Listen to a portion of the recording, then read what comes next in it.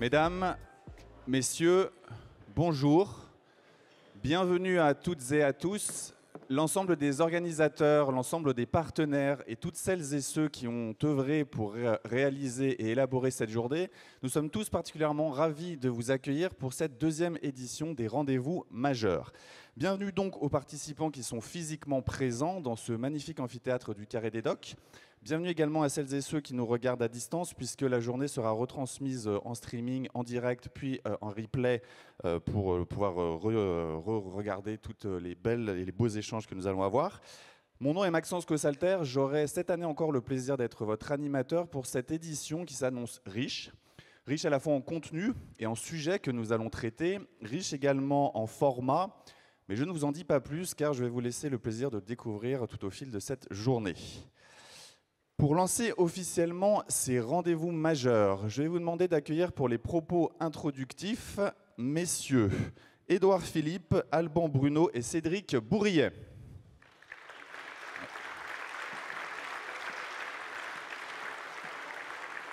Alors, dans mon métier, on est souvent contraint aux aléas du direct. Et j'en ai un d'entrée de jeu. Donc voilà, je vous prie de nous pardonner. Nos intervenants arrivent dans quelques instants. Peut-être également préciser que cette journée a pour vocation de créer du dialogue, de l'échange entre tous les acteurs du risque, quelle que soit votre casquette. Donc j'ai envie de dire, n'hésitez pas à participer, c'est vraiment le lieu pour ce faire. Nous aurons ce matin, alors pour celles et ceux qui n'auraient pas découvert le programme, tout d'abord les propos introductifs. Nous aurons un panorama des risques sur les 2 dernières années pour voilà, nous remettre un peu en termes d'informations sur l'accidentologie qui s'est passée et notamment les nouveaux chantiers en cours. Nous aurons également un tribunal des idées, mais là je ne vous en dis vraiment pas plus car c'est une surprise que nous vous réservons. Et cet après-midi, nous aurons un ensemble d'ateliers. Donc nous aurons 5 ateliers. Malheureusement, vous devrez en choisir un, vous ne pourrez participer qu'à un seul puisqu'ils se tiennent en même temps. Et dans le cadre de ces ateliers notamment, nous vous donnerons la possibilité, via différents outils, de participer. Donc c'est vraiment à ce moment-là qu'il faut faire de l'intelligence collective, un mot qui nous tient beaucoup à cœur, car vous allez le voir, la notion de collaboration, de travail collaboratif va être, je pense, le mot-clé de cette journée, avec cet adage, comme on dit, si seul on va plus vite, à plusieurs on va plus loin, et je pense que dans le cadre des risques technologiques et industriels, cela s'y prête particulièrement bien. On me fait signe et on m'indique dans l'oreillette que c'est tout bon, donc je vous propose de recommencer et de bien vouloir accueillir, s'il vous plaît, nos intervenants, messieurs Édouard Philippe, Alban Bruno et Cédric Bourrier.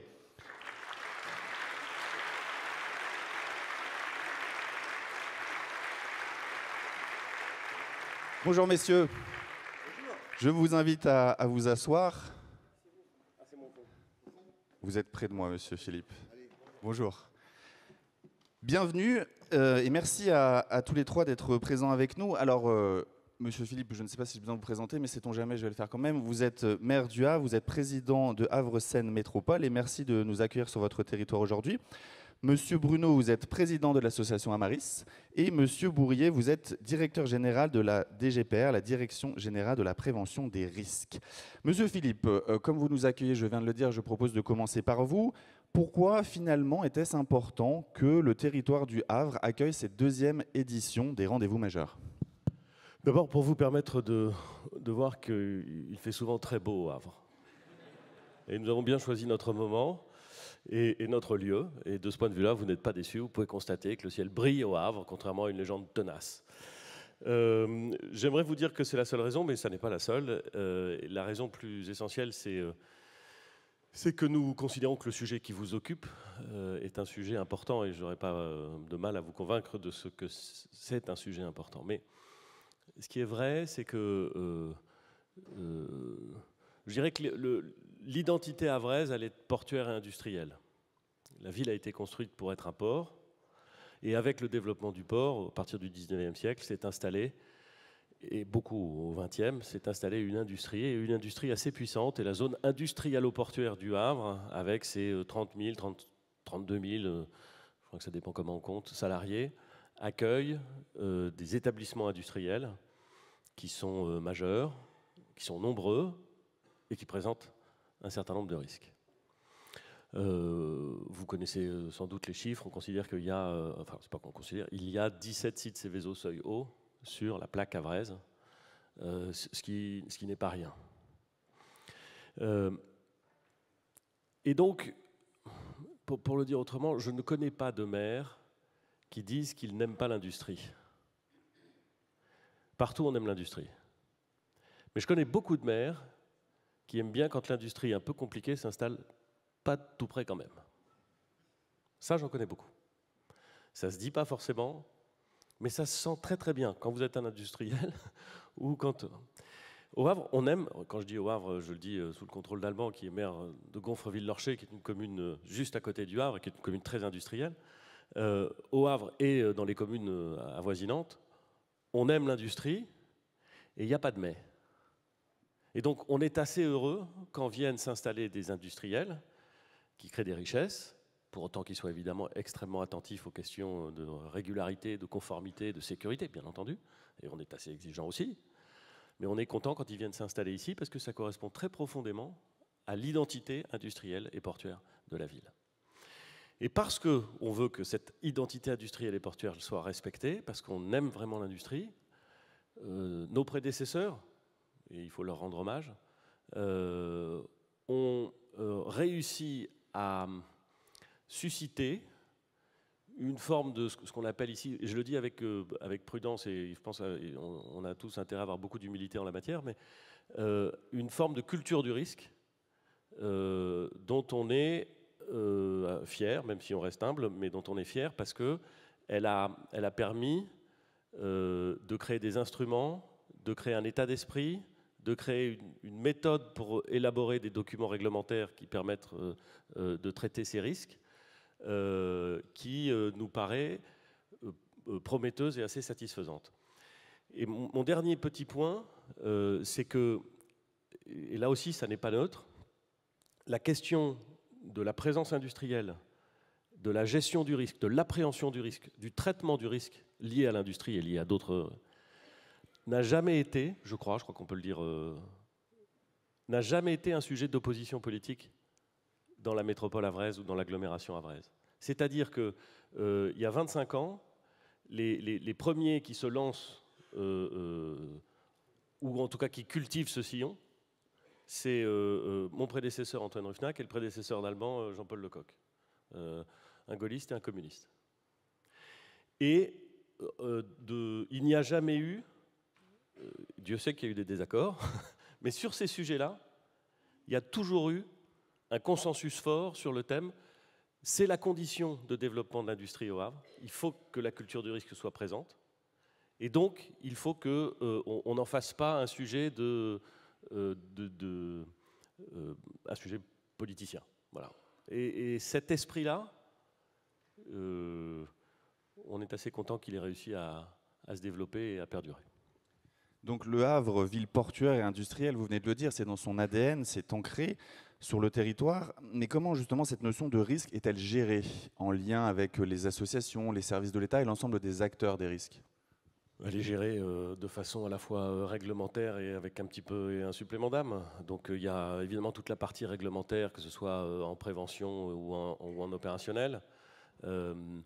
On a beaucoup considéré, et là encore je parle humblement et ça m'intéressera d'avoir des retours, mais on a beaucoup considéré que la façon dont on avait conçu le PPRT au Havre, et un certain nombre de dispositions d'ailleurs qu'il contient, avait été caractéristique.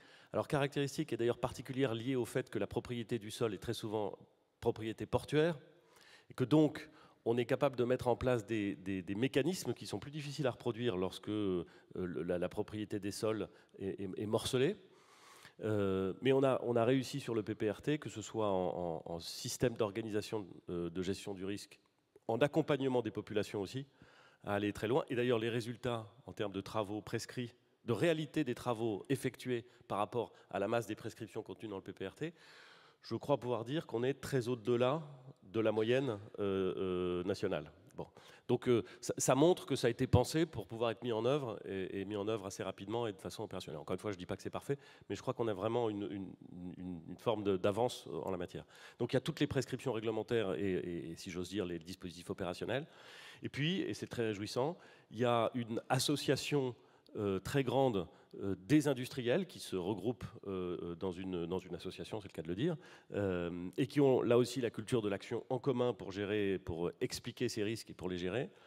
Et puis il y a des instruments publics ou parapublics, d'information au grand public qui ont été créés il y a maintenant plus de 20 ans, je pense à l'ORM, mais ce n'est pas la seule, avec des initiatives qui parfois étaient des initiatives communales, qui ont été élargies au niveau de l'agglomération, qui sont parfois des reprises au niveau national. Donc on a essayé, au fond, d'avoir des mécanismes réglementaires bien pensés avec tous les acteurs, une implication forte des industriels sans quoi rien ne fonctionne, et des capacités d'initiative et de relais en matière d'information et de formation, si j'ose dire, de la part de la puissance publique, soit directement par les mairies, soit par des organismes de type association pilotés par les collectivités publiques. Monsieur Bruno, depuis la dernière édition des Rendez-vous majeurs, c'était il y a 3 ans à Paris, quels sont les sujets dont l'association Amaris s'est emparée? On sait votre implication en matière de PPRT. Est-ce toujours le cas et quels sont les nouveaux chantiers? Effectivement, l'association, depuis la loi Bachelot 2003, avec l'instauration et la nécessité de mettre en œuvre des plans de prévention des risques technologiques, a beaucoup suivi ce dossier, a travaillé à ce que ces prescriptions, ces réalités puissent se réaliser dans les territoires. On a accompagné avec notre association l'ensemble des collectivités adhérentes ou qui nous sollicitaient de ce point de vue. 20 ans après, et d'ailleurs on a fait le bilan, l'association a produit un document pour faire un état des lieux, et c'est ce qui permet au maire du Havre de dire qu'ici on a plutôt un pourcentage de réussite intéressant. On constate qu'il reste du travail. Le chiffre que j'ai en tête, mais c'est qu'on n'a pas refait le point dernièrement, mais c'était que 25% des logements concernés par les plans de prévention des risques technologiques ont été traités au niveau national. C'est insuffisant, 20 ans après. Je pense qu'il va falloir que l'on continue ce travail. Et d'ailleurs, on a obtenu de la part des pouvoirs publics une rallonge de 3 ans. Alors, dans ce contexte financier que l'on connaît, suite aux déclarations du Premier ministre mardi, j'espère que l'accompagnement financier de l'État sera toujours au rendez-vous pour accompagner les familles qui sont concernées directement par la nécessité de renforcer leur habitat. On a un délai supplémentaire de 3 ans pour améliorer ce pourcentage d'effectivité. Mais l'association a clairement identifié que dans 3 ans, si on passe la barre des 50%, ce sera bien. Et je pense qu'on a peut-être là encore un chantier, et peut-être qu'il faut revisiter cette loi, mais définir une doctrine au regard des échanges, des constats, des pratiques qu'on a pu observer dans certains territoires où on voit bien que quand il y a une intelligence collective partagée, et chaque territoire est singulier, je pense notamment aussi au Dom-Tom, je vois ma collègue de Martinique qui est présente, où il y a des réalités locales qui ne permettent pas d'appliquer des PPRT dans leur intégralité et de manière efficiente pour l'ensemble des parties prenantes. Ça, c'est une première chose depuis 3 ans sur l'activité de l'association. Seconde chose, sur les PPRT, on a aussi une difficulté, c'est les bâtiments publics communaux qui sont directement impactés par les activités industrielles. Et là, nombre de communes sont en difficulté réelle et certaine pour réaliser les travaux et faire en sorte que les bâtiments publics, qui parfois sont des crèches ou des équipements publics qui accueillent des activités sportives, puissent se mettre en conformité et que les populations qui développent des activités soient pleinement en sécurité. Et là, il y a un réel sujet. Ça, c'est pour le volet PPRT. On a vu émerger aussi, ces dernières années, une préoccupation montée chez nos concitoyens, dans les bassins de vie qui accueillent des activités générant des nuisances ou des risques, une préoccupation sur les conséquences des activités industrielles sur la santé. C'est quelque chose qui monte. Les associations que je salue, présentes ici dans l'auditoire que je salue, sont préoccupées, les populations également. Et de ce point de vue-là, on a besoin, nous les élus locaux, d'objectiver, de construire des réponses communes pour améliorer cette situation et cette perception qui qui, à mon sens, est nécessaire d'être travaillé. Et là, l'association a fait évoluer un petit peu ses statuts et souhaite investir le champ du thème de l'industrie et pollution. On voit qu'il y a une préoccupation sur la question des polluants éternels qui monte, avec une réglementation qui n'est pas forcément au niveau. Et les élus locaux, on est parfois un peu seuls face aux interrogations et aux craintes exprimées par l'environnement des industries qui peut-être génèrent ces difficultés. Voilà ce que je peux vous dire sur Depuis 3 ans, l'association s'est consacrée à ces sujets. Alors pour ces rendez-vous majeurs, cette deuxième édition, vous avez mobilisé de nombreux partenaires, on l'a dit dans les propos, en introduction, pour vous introduire. Pourquoi avoir fait ce choix justement d'inclure largement un nombre de partenaires et qu'est-ce que cela dit du travail à mener en matière de prévention des risques? Cela dit qu'on a besoin, et c'est un petit peu ce qu'on a pu construire ici localement, hein, Édouard Philippe le rappelait, on a besoin de travailler collectivement, de se parler et de construire les réponses, parce qu'on aime l'industrie, mais on aime l'industrie qui travaille ces sujets qui préoccupent. J'ai grandi dans une ville très industrialisée, avec toutes les problématiques que ça pouvait causer à l'époque. J'ai vu l'industrie évoluer dans le bon sens, mais on a toujours encore besoin de travailler, et c'est qu'à travers le dialogue collectif que l'on pourra construire des réponses, et c'est ce que l'on observe au niveau national, au niveau de l'association, c'est que là où il y a un dialogue, là où l'État construit et organise ce dialogue, eh bien, on progresse, on avance, et on se prémunit d'éventuels événements qui viendraient impacter les territoires et les populations. Monsieur Bourriet, vous êtes donc directeur général de la DGPR et du coup la question que j'ai envie de vous poser pour faire une ouverture en termes de matière qui va nous guider tout au long de cette journée, c'est quelles ont été les grandes évolutions de ces 30 dernières années en matière de prévention des risques industriels? Merci beaucoup, bonjour à tous.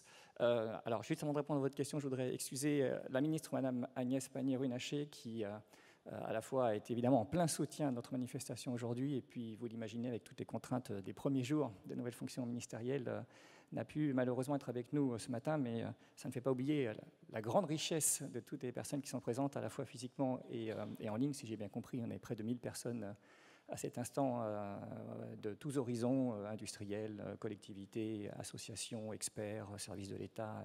Et c'est vraiment l'esprit de dialogue que Monsieur le Président d'Amaris mentionnait. Et vraiment, merci beaucoup à Amaris pour l'organisation de ces rendez-vous majeurs. Pour en venir à votre question, si on se compare par rapport aux 30 dernières années, il y a 30 ans, peut-être d'abord la matière dont on parle, nos sites industriels. Moi, ce qui me frappe en tant que régulateur, ce sont deux choses. À la fois, on a un patrimoine industriel qui est à certains égards assez ancien. Dans les années 90, on avait des raffineries, on avait des hauts fourneaux, on avait des usines de fabrication d'engrais, etc. On ne peut pas dire qu'on en ait ouvert beaucoup entre-temps. Et donc ce patrimoine-là est un peu le même que les années 90, et il a vieilli. Et ça pose des questions, des défis particuliers sur lesquels on a parfois été rappelé à l'ordre par des incidents, des accidents, pour adapter nos méthodes, notre maintenance, notre regard, nos compétences. Et en même temps aussi, depuis quelques années, on a, et nous on le constate vraiment dans les dossiers qui nous sont soumis, dans les sites qui apparaissent, on a un certain renouveau autour d'autres conceptions, autour de technologies des années 2010, de 2020, en raison de la transition énergétique écologique aussi. On a de l'hydrogène, on a des gigafactories, on a du lithium, on a des batteries. Et donc ce sont de nouveaux enjeux qu'on saura parfaitement gérer parce que la philosophie d'approche doit être la même, mais effectivement de la matière technique avec des questions scientifiques un peu différentes. Évolution aussi de notre parc industriel, c'est la forte montée en puissance du numérique par rapport à il y a 30 ans. Le filaire a été remplacé par la télétransmission. On a beaucoup d'intelligence artificielle qui arrive sur les sites. C'est à la fois une très grande richesse, on a beaucoup plus d'informations qu'avant, on gagne beaucoup en capacité de pilotage. C'est aussi évidemment de nouveaux défis, que ce soit des défaillances malheureuses, que ce soit des tentatives de cyber-malveillance où on tente d'apporter des dommages tout en étant à des milliers de kilomètres du territoire français. Donc évidemment, ça c'est un point d'attention particulier pour nous. Mentionner aussi, quand on se compare par rapport à il y a 30 ans, la très forte augmentation du portefeuille de substances chimiques qui sont mises en œuvre. c'est à la fois source de progrès, et ces substances sont apportées pour l'utilisateur final, pour les cycles industriels, les process, beaucoup de facilitation, beaucoup d'efficacité, et en même temps, ça pose des défis dans notre capacité à mener une évaluation de l'innocuité ou des risques de ces substances et de déterminer les bonnes stratégies. Vous parliez des préoccupations grandissantes sur l'impact sur la santé, d'évidemment être capable d'apporter des réponses aux défis que ça représente. Et puis, dernier point, et pas des plus faibles quand on réfléchit à notre parc industriel et son exposition, c'est le changement climatique. Et par rapport à il y a 30 ans, on a des enjeux, alors par exemple de sobriété hydrique, ou en tout cas d'être capacité à faire face à des périodes d'étiage sévère, donc de faibles cours d'eau à proximité, mais aussi ce qu'on appelle le NATEC. Il y aura un atelier, je crois, tout à l'heure, et donc des phénomènes naturels intenses qui sont susceptibles de causer des dommages. On a évidemment en tête l'accident de Fukushima. Voilà, et donc on a connu en 2022 2 incendies de forêt de végétation qui ont fini par entrer sur des sites Céveso. Heureusement, c'est des choses qui avaient été prévues, des départements aussi attendaient. Mais voilà, c'est une réalité, et avec le changement climatique, ce sont des choses qui peuvent arriver. Ici, on sera soumis à des risques accrus de submersion marine avec la hausse du niveau de la mer, avec l'évolution des tempêtes. On peut avoir des crues, des inondations, et donc il faut qu'on se prépare collectivement pour être capable d'adapter nos méthodes et de continuer à assurer un haut niveau de sécurité industrielle. Ça, c'est la matière physique. Après, en termes d'organisation par rapport à il y a 30 ans, on avait des grands groupes industriels assez intégrés. Et aujourd'hui, c'est différent. Il y a 30 ans, on avait du Rhône-Poulenc, qui pouvait avoir jusqu'à une 60aine de sites en France. On avait du Total Fina Elf, qui avait de très très larges activités industrielles. Aujourd'hui, on a des choses qui sont beaucoup plus dispersées. J'ai en tête des grandes plateformes industrielles dans la vallée de la chimie, à Lyon ou à Grenoble, qui avant appartenaient à un site, enfin un exploitant, et aujourd'hui c'est 12, 14, 15 entreprises différentes, de nationalités différentes. Et même quand on regarde un site industriel donné, ce n'est pas rare qu'il y ait plusieurs ateliers qui, au fond, dans l'organisation de la société mondiale, enfin du groupe dont on parle, relèvent de business units différents, et dont en fait les patrons qui décident du niveau de production du jour, des investissements qui seront menés à l'émission et autres, sont des sièges de la business unit elle-même, qui peuvent être en Allemagne, aux États-Unis, etc.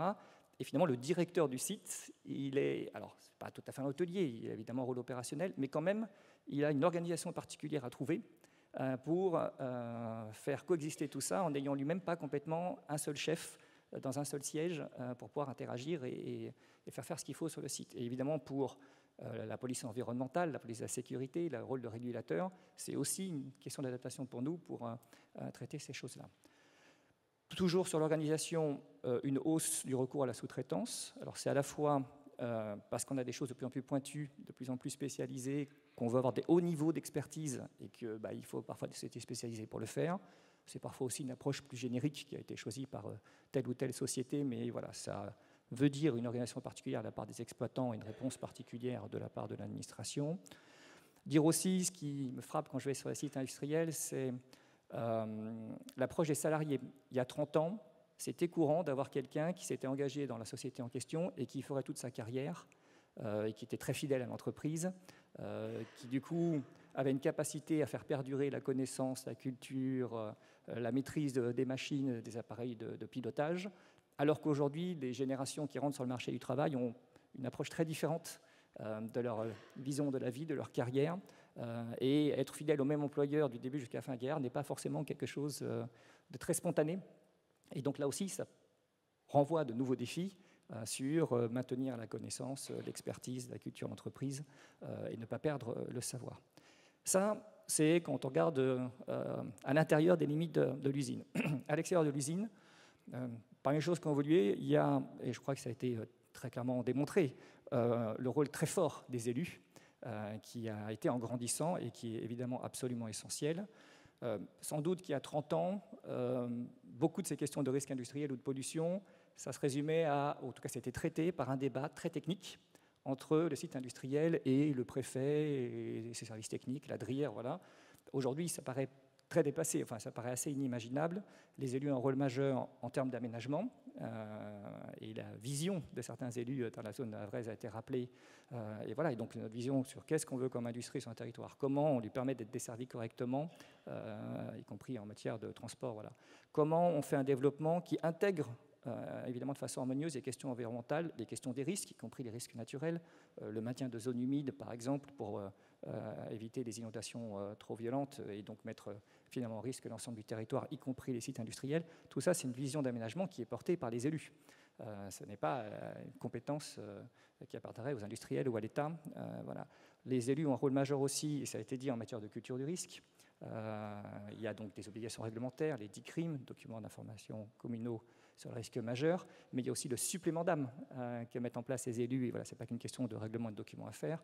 Il y a les plans communaux de sauvegarde pour être préparés en cas de crise, il y a les exercices à mener, et puis les élus, bien sûr, c'est un trait d'union entre un site industriel et des habitants d'un territoire, et les habitants d'un territoire, quand quelque chose ne va pas, ils n'hésitent pas à se tourner vers les élus.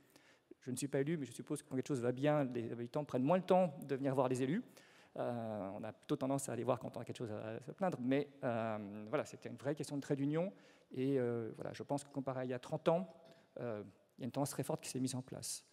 Autre tendance, je pense, c'est la participation ou l'attente citoyenne. Là aussi, ça va une tendance un peu similaire.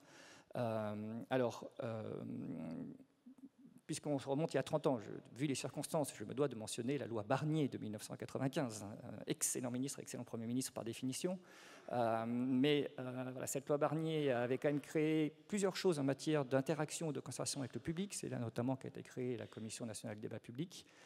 On ne partait pas complètement de rien en matière d'interaction pour les sites industriels, on avait, c'était le cas en Normandie, des S3PI, secrétariat permanent pour la prévention des pollutions industrielles et des risques.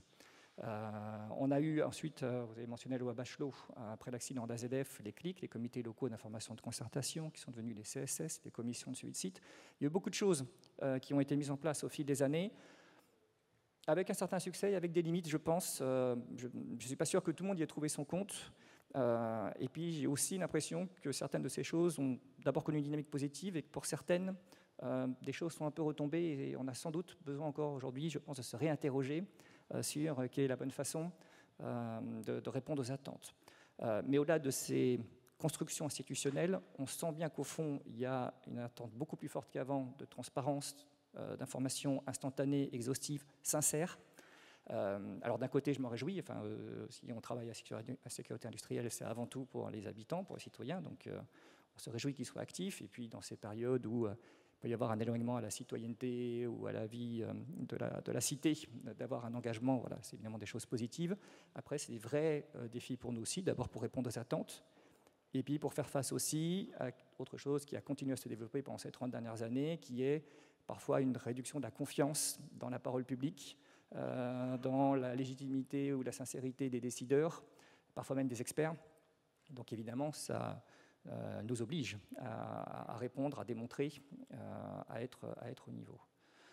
Ça, c'est le panorama un peu à moyen et long terme dans le passé sur les 30 dernières années. Si je regarde les exercices les plus récents, d'abord redire que les industriels ont beaucoup investi dans la sécurité industrielle, dans la réduction des pollutions. Et quand on regarde nos statistiques sur les émissions d'oxyde de soufre, d'azote, etc., il y a des baisses très importantes. Et il faut souligner le travail qui a été fait dans un mélange de spontanéité et d'incitation par la réglementation. Souligner aussi que voilà, la puissance publique a essayé un certain nombre de choses. On a parlé des PPRT, les plans de prévention de risques technologiques, on travaille autour de l'urbanisme, on travaille autour de la culture du risque, j'évoquais les CLIC, les CSS. Il y a des progrès qui ont été faits, il y a sans doute encore beaucoup de choses qui ont été faites. Et puis mentionner, puisque ça rentre en vigueur dans 3 semaines, qu'on va avoir une profonde refonte de la façon dont on a une procédure d'autorisation environnementale, la façon dont on autorise un gros investissement industriel à se faire ou pas, avec un double objectif qui peut paraître contradictoire au début. D'abord, aller plus vite. Et donc, l'une des choses, c'est que là où avant on avait des séquences les unes après les autres, elles sont désormais menées en parallèle. Et donc, on espère gagner plusieurs mois, ce qui est important dans la configuration aujourd'hui où il y a une concurrence extrêmement difficile pour les acteurs industriels avec le développement dans d'autres zones du monde, soit de sites avec des coûts de production plus faibles, ou un coût d'énergie plus faible, ou des aides massives d'État qui tordent un peu l'équilibre du marché, on va dire ça comme ça. Donc voilà, d'aller plus vite, d'être capable d'apporter une réponse aux besoins d'investissement et à l'envie de territoire et de richesse. Mais d'un autre côté, progresser aussi dans l'association du public, la participation du public et des élus.